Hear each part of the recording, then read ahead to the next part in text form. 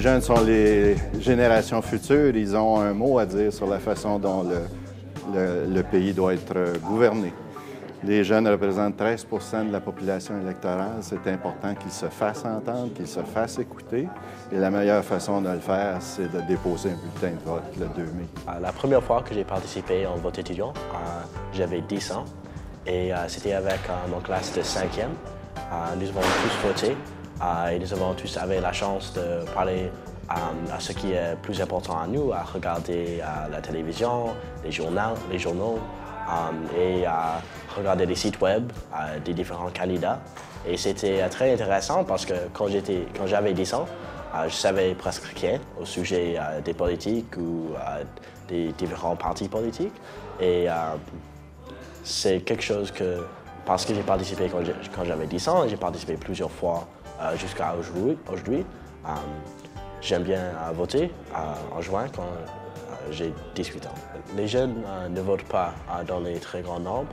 Et parce qu'on ne vote pas dans les très grands nombres, les partis politiques ne changent pas leur plateforme pour parler aux choses qui sont plus importantes à les jeunes.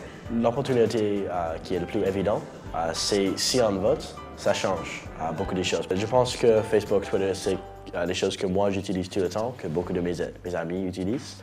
Et j'utilise Facebook pour parler à mes amis, mais aussi si je deviens intéressé dans une campagne politique, c'est le type de choses que je vais parler sur Facebook, sur Twitter. Aussi, il y a beaucoup de candidats qui sont maintenant en Twitter et c'est assez cool parce qu'on peut adresser même le Premier ministre sur Twitter.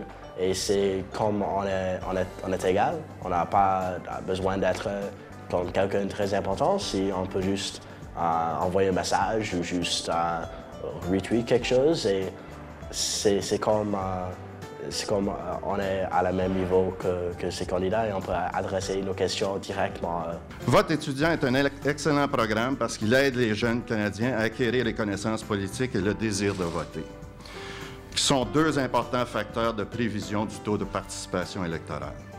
J'encourage les élèves et les professeurs de toutes les écoles primaires et secondaires au Canada à relever le défi du vote étudiant et à faire de cette nouvelle génération celle qui rendra l'acte de voter contagieux.